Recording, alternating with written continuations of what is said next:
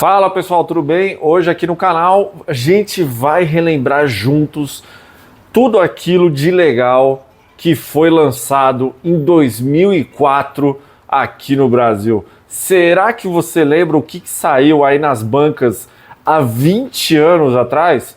Então, antes da gente começar aqui, deixa aquele recadinho de lei, né? Inscreva-se no Nerd Mochilinha agora mesmo para você não perder nenhuma novidade e para você também virar um mochilover, né? Já deixa o seu like e se você já é inscrito, só ative as notificações porque aí sim você não vai perder absolutamente nada. Tá certo? Então vamos começar pelo primeiro mês, né? Janeiro aqui. Janeiro começou de uma maneira espetacular para quem é fã de quadrinhos de heróis, porque finalmente tinha chegado no Brasil na época, a primeira edição de Liga da Justiça e Vingadores, né? O aguardado crossover, considerado por muitos o maior de todos os tempos, chegou em janeiro de 2004 no Brasil e eu lembro que, putz, cara, eu comprei essa edição assim, na época eu tava ávido, eu tava maluco para querer comprar esse gibi, e eu tenho certeza que muita gente aqui também tava desse jeito, né? E em janeiro também a gente teve dois outros lançamentos, que foi 10 pãezinhos crítica, né, dos irmãos Moon e Ba, e Morte, a Festa, né, que era uma espécie de um mangá de Sandman feito pela Jill Thompson. Era uma paradinha bem diferente, era até num formato menor que a Conrad tinha soltado, né? Um gibi de Sandman naquele formato, era um negócio meio engraçado, né?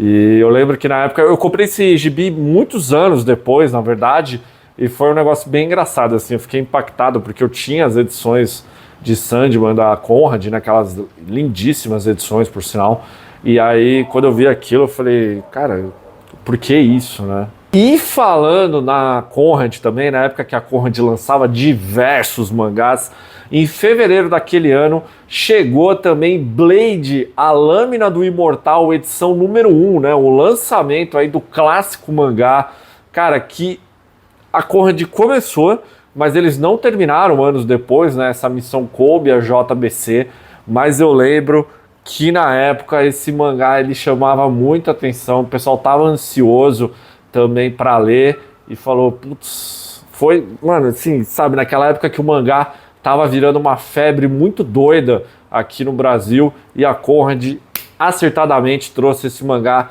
de extrema qualidade para cá. Pelo lado da Panini saiu diversos números 1 aí na banca, né? A gente teve o lançamento do título solo do Demolidor, que na época contava com os roteiros de Brian Michael Bendis e Alex Maleev. Tivemos o lançamento de Incrível Hulk número 1 também, que na época era o Bruce Jones que estava nos roteiros. Sumiu, né? Esse cara sumiu, por onde anda, né?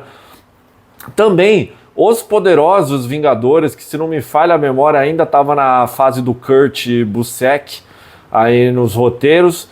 E também tivemos o lançamento de duas minisséries, já fomos à Liga da Justiça com a clássica equipe criativa também da Liga da Justiça Internacional, né, a popular liguinha aí para os fãs, e o lançamento de Trindade, número 1. Trindade, uma minissérie feita pelo Matt Wagner, o mesmo de Grendel, e, putz, cara, é uma minissérie que eu acho que ela não é tão bem falada. Eu gosto muito desse material. Trindade, ela conta, teoricamente, o primeiro encontro da Trindade da DC, né? Mulher Maravilha, Batman e Superman, que aconteceu ali, envolve um vilão, envolve uma série de coisas, escrita e desenhada pelo Matt Wagner. É uma mini que eu gosto muito, que eu acho que até futuramente eu posso fazer um vídeo aqui, porque é um material que merecia um carinho maior por parte dos leitores. E também em fevereiro, para fechar fevereiro, saiu Battle Chasers, né? Battle Chasers aí, Chasers, a clássica minissérie de Joey Madureira, que tinha começado ali, era uma loucura na época quando saiu. Eu acho que na verdade esse material demorou bastante para chegar por aqui. Se não me falha a memória, acho que a primeira edição de 1998, 99, eu não lembro agora, e chegou um tempinho depois no Brasil, aí lançado pela Mitos, né? Um gibi que eu acho que até hoje não foi terminado, né? Ou se foi, ninguém se importa, na verdade. Essa é a grande verdade. Em março, chegou a edição número 0 do Conan, né? Pelo Kurt Busiek e também pelo Cary Nord, né? O Conan tinha chegado na Dark Horse e aí a Mythos trouxe essa fase com essa edição 0, uma fase bastante elogiada aqui, não só aqui, mas também nos Estados Unidos, em todos os lugares do mundo, né? É uma fase bem interessante aí por essa dupla criativa muito boa. Também tivemos DC especial número 1 do Arqueiro Verde, do Brad Meltzer, né? Junto com o Phil Hester, aí na arte. Cara, pra mim, de verdade, até hoje é a melhor história do Arqueiro Verde de todos os tempos. Ela é muito boa, uma estreia espetacular do Brad Meltzer nos roteiros, é coisa de maluco, assim, cara. Isso é muito bom, isso é muito bom. E a Mythos também lançou a Homem-Aranha edição histórica, com as edições de Marvel 10 Up, né? Aqueles famosos encontros de heróis que tinha com o Homem-Aranha ali na década de 70, numa edição em preto e branco. Em preto e branco, eram várias edições em preto e branco ali. Eu particularmente, eu lembro que eu comprei essa edição na banca também. E aí, eu juro pra vocês que eu nunca tinha lido nenhum gibi em preto e branco de super-heróis. E aí quando eu li, eu abri o gibi, né? Eu falei, cara, tipo, o que tá acontecendo, tá ligado? Por que tá em preto e branco e tal? Mas aí depois eu comprei as maiores histórias, sei lá, as melhores histórias de todos os tempos do Wolverine, comprei outras edições em preto e branco também. E aí eu falei, ah, tá, beleza. Tipo assim, o gibi tá em preto e branco porque, sei lá, né? Enfim. Por que tá em preto e branco, mas depois eu percebi que dava para lançar gibi colorido e preto e branco de super-heróis também. Abril foi um mês extremamente recheado aqui no Brasil. A gente teve lançado por aqui o primeiro trabalho de Eduardo Risso e Brian Azzarello juntos, né? A minissérie Johnny Double, lançado pela Brainstorm, né? A saudosa e saudosa Brainstorm. Tivemos também Mr. Natural, do Robert Crumb, lançado pela Conrad, na época que a Conrad lançava muita coisa do Crumb. Tivemos Preto no Branco, material aí, né, alternativo do Alan Sieber. Tivemos o lançamento aqui no Brasil, quem se lembra, eu tive essa edição, Fábulas, número 1, lançado pela Devir, cara, naquele formato, o formateco da Devir, terrível. Fábulas chegou aqui no Brasil em 2004, cara, que maluquice, né? Também tivemos o lançamento de Superman Entre a Foice e o Martelo, né? A clássica história do Superman comunista aí por Mark Millar, também a edição número 1. E tivemos dois materiais aí que acredito muito que não são queridos pelos fãs, né? A minissérie X-Men Fênix, Legado de Fogo, né? A minissérie com traço meio mangá, lançado pelo selo Max. Uma parada meio estranha, assim, sabe? Eu lembro que o pessoal desceu a lenha nesse gibi aí. E também o lançamento de outro material polêmico aí. Os fãs detestaram na época, que foi a minissérie Titãs e Justiça Jovem, dia de formatura número 1, que acabou com a Justiça Jovem e unificou os dois grupos nos Jovens Titãs, aí os Titãs de Geoff Johns. Mas com certeza o material mais aguardado de abril foi as obras completas de Carl Banks, né? Aí número 1 que Abril lançou, assim, um material histórico, material que tipo, puta cara, é uma espécie de um resgate histórico aí, mostrando todas as obras aí do Tio Patinhas, do Pato Donald, enfim, né? Tudo o universo dos patos aí que Carl Banks criou, e a Abril começou essa coleção em abril de 2004. Maio foi um mês um pouquinho menor, mas também com muita coisa boa. A gente teve o lançamento de Avenida Dropsy também, né? Clássico material aí de Will Eisner, material essencial para você se ter na coleção que a Devir lançou. Tivemos Mônica, 40 anos. Em 2004 a Mônica estava completando 40 anos, material lançado também aí super especial. E dentro do universo de super-heróis, a gente teve a primeira edição de 1602, né, o primeiro trabalho de Neil Gaiman para a Marvel, ali o gibi que ele escreveu apenas para pagar o seu processo contra Todd McFarlane, uma história que particularmente eu não sou muito fã. Eu comprei na época, e mesmo na época eu li e falei, pá, tá legal, tá ligado? Tipo assim, beleza, né? A arte do Andy Kubert é bem legal, combinou, assim, as cores do Richard Zanov também. Mas, assim, história meia boca, né? E em 2004 aqui também no Brasil chegou a então origem que valia do Superman, escrita por Mark Waid e com a arte do Leinil Yu. Chegou a edição número 1 de Superman, o Legado das Estrelas, né? Uma minissérie que eu acho que também vale uma análise futura aqui no canal, porque eu acho que é uma visão muito interessante que o Mark Waid lançou ali sobre a então nova origem do Superman. No mês de junho, a gente teve o lançamento também de Liga da Justiça, Liberdade e Justiça, aqueles albão, né? Aqueles albão bonitão do Paul Dini e do Alex Ross aí também. Tivemos o lançamento de Cowboy Bebop, número 1, né? Lançado pela JBC. Tivemos o lançamento também de A Liga Extraordinária, volume 2, pela Devir. E Cavaleiros do Zodíaco número 1, a segunda edição, a edição, vamos dizer assim, reeditada aí pela Conrad, né? Grande sucesso. Então a Conrad resolveu relançar o material de uma maneira um pouco mais diferente. E também um outro material bem peculiar que saiu aqui no Brasil em junho, que foi Aninha Bonitinha e Gostosa, né? Número 1 aí, lançamento da Editora Abril, do glorioso Harvey Kurtzman, né? O criador da revista Mad. Esse trabalho aqui é da Aninha, que era uma espécie de mascote da revista Playboy, também da Editora Abril na época, né? E eles lançaram essas tiras que o Kurtzman ele fez depois, que basicamente ele desistiu da Mad e de outros trabalhos que ele estava fazendo.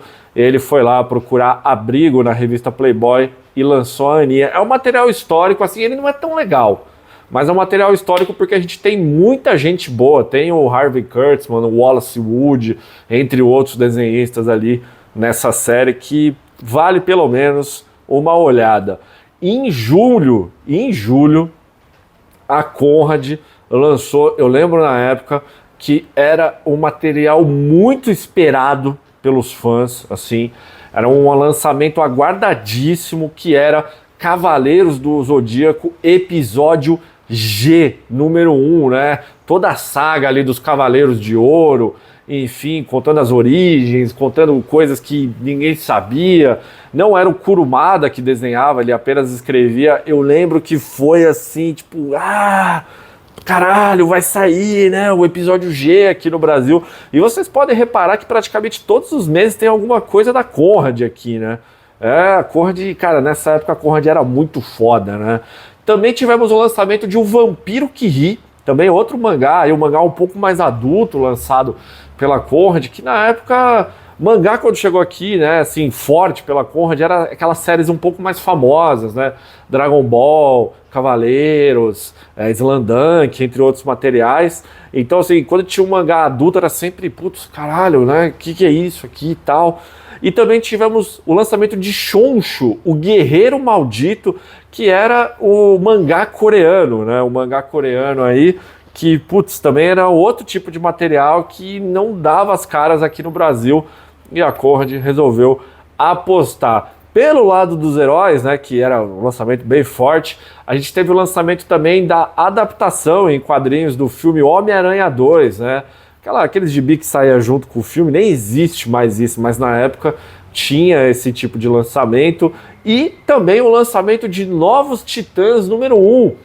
Depois que o grupo, né, os Titãs e a Justiça Jovem foram destruídos, aí foram, né, enfim, na minissérie Dia de Formatura, os Novos Titãs voltaram repaginados com roteiro de Geoff Johns e Mike McCone na arte. Eu lembro que nesse mix também tinha Renegados e tinha outros gibis também, o Renegados de Jude Winnick, né, e Tom Rainey, né? Quem lembra, fez parte da sua infância? Deixe seu comentário. Mas antes de eu ir para o mês de agosto, deixar aquele recadinho de lei. Tá gostando do vídeo? Já deixa o seu like, já deixa o seu comentário, e se você ainda não se inscreveu, a hora é agora, tá certo? E no mês de agosto a gente teve o lançamento de um gibi um pouquinho... A gente teve o lançamento, na verdade, de 3 gibis bem fora da curva, assim, gibis que, tipo, porra, cara, não era comum no mercado. A gente teve o lançamento de Concreto, uma rocha entre rochas, um gibi que surgiu ali junto com o boom da Dark Horse na década de 90 nos Estados Unidos. E aqui no Brasil o Concreto nunca fez sucesso. A Devir lançou esse volume e, se a minha memória não estiver me traindo, eu acho que foi o único volume de Concreto que saiu aqui no Brasil, um material bem peculiar. A gente teve também o lançamento de Sopa de Gran Penha, né? O popular Love and Rockets, né? A parte de Palomar. A Via Letera lançou aqui o volume número 1, né? Love and Rockets já tinha sido lançado anteriormente aqui no Brasil, e aí estava rolando uma espécie de um reinício pela Via Letera. E também o mangá Shin-Chan. Lembra do desenho Shin-Chan? Cara, teve um mangá lançado pela Panini aqui no Brasil. Que loucura, né? Será que você tem Shin-Chan aí na sua coleção? Acho que, velho, acho que ninguém tem isso na coleção, se bobear, cara. É uma loucura. E agosto também marcou o lançamento de um encadernado que 20 anos depois voltou a ser assunto, e assunto polêmico aqui no Brasil, porque a Panini lançou a edição encadernada de Reino do Amanhã, né, o clássico material de Mark Waid e Alex Ross, aí falando de um futuro apocalíptico ali que os heróis clássicos da DC se aposentaram e a nova geração tomou conta. Uma grande crítica aí aos quadrinhos da Image, e também um quadrinho reaça pra caralho, né? Um dia eu vou fazer uma análise aqui no canal sobre esse material. E setembro, cara, você sabia que a gente já teve gibi em 2004 por R$1 aqui? Você acredita nisso? A editora Abril lançou Pateta, Mini e Margarida, tudo isso, cada um por R$1, velho. Você acredita? Os gibis da Disney por R$1? Que loucura, né? Você imaginar isso hoje em dia, né? Assim, R$1 nem existe mais praticamente aqui no Brasil, né? A nota não existe. A gente tem a moeda ainda, mas R$1 é um valor significante hoje em dia, né? Maluquice. A gente também teve o lançamento da minissérie Hulk Cinza, número 1, da série das cores, que eu já analisei aqui no canal, de Jeff Loeb, Tim Sale, né? O volume número 1, aí, o volume não, né? A edição número 1, que foi uma minissérie em 3 partes. E também o lançamento de Mundo Pet pela Devir, o clássico quadrinho de Lourenço Mutarelli. A Devir tinha lançado em setembro de 2004. Outubro foi um mês, assim, cara, com bastante coisa, muita coisa boa, muita coisa ruim também, mas teve coisas sendo lançadas em outubro. Se a Mônica completou 40 anos lá atrás, né, uns meses antes aqui, Pato Donald completou 70 anos em outubro, e a Abril lançou uma edição especial aí do pato mais querido aí dos quadrinhos e dos desenhos, enfim, talvez o pato mais querido do mundo aí. Também tivemos o lançamento de Persepolis, edição número 1, da Marjorie Stapp, rapaz, esqueci o sobrenome dela. Enfim, Persepolis 1, perdão, Marjorie, esqueci seu sobrenome. E América também, do Crumb, aí lançado pela Conrad, né? Cara, Conrad lançando muita coisa do Crumb. Tivemos também o Fabulous Furry Freak Brothers também, outro clássico quadrinho aí da Underground, ia falar da contracultura, mas acho que é mais fácil falar Underground aí americano. Tivemos também 30 Dias de Noite, Dias Sombrios também pela Devir, naquela época que os vampiros estavam voltando aí com tudo, seja no cinema, seja nos quadrinhos. Material do Steve Niles e do Ben Temple Smith também aí, material bem legal. E a gente também teve umas coisas de super-heróis aí um pouquinho meia boca. Foi o encontro entre o Darkness, né, que voltou agora também pela Indivisível, junto com o Incrível Hulk, lançado pela Mitos, e a Mitos também soltou o encontro da Witchblade com o Wolverine, Matrimônio Sangrento, né? Gibis terríveis, né? Essa é a grande realidade. E para melhorar aí o lançamento aí de heróis em outubro, a Panini soltou a edição encadernada de Wolverine, Dívida de Honra, que na época era Dívida de Honra e que posteriormente virou Eu Wolverine. Eu gosto dessa capa, desse encadernado, do que da capa de Eu Wolverine. A capa de Eu Wolverine é clássica, mas essa capa que o Frank Miller fez para esse encadernado específico, né, eu acho ela mais bonita do que as usadas futuramente, assim, essa capa com aquele estilo um pouco americanizado, misturado com o europeu que o Frank Miller tentou fazer durante um período. Show, lindo. Em novembro a gente só teve um lançamento de destaque. Simplesmente chegou nas bancas os maiores clássicos do Homem-Aranha, número 3, contendo a história mais importante da história do Homem-Aranha, do personagem, que é a morte de Gwen Stacy. Clássico, clássico. Eu lembro que eu comprei na banca. A única coisa que eu não gosto dessa edição é a capa, porque a Panini, ela pegou, se não me falha a memória, aquela arte da capa, ela nem é uma capa, é de um quadrinho específico do Homem-Aranha, que, se não me falha a memória também, é daquela série do Aranha Web Spiners número 1 ou 2, não lembro agora, que era uma história escrita pelo Paul Jenkins e desenhada pelo J.G. Jones. E aí a Panini pegou essa arte em específico, acho que do gibi, e lançou como capa. Se não me falha a memória, se eu tiver errado, por favor me corrijam. Eu não sou muito fã, eu acho que poderia ter colocado a capa clássica ali, né, da edição em si, mas enfim, né, isso aí eu já tô viajando aqui. E para fechar dezembro, a gente teve o lançamento de Wolverine número 1, série mensal do herói pela Panini, porque o Wolverine antes era publicado, se não me falha a memória, na revista X-Men Extra, ou era na X-Men, mas acho que era na X-Men Extra. Saía lá, e aí ele ganhou o primeiro título solo dele, que foi justamente na fase Greg Rucka, nos roteiros, com a arte do Derek Robertson, e também tivemos o lançamento de Wolverine Snicked, né, a minissérie mangá aí do Wolverine, que inclusive a Panini relançou esse ano, em edição encadernada, né? Olha só, 20 anos depois, um encadernado bonitinho aí desse gibi.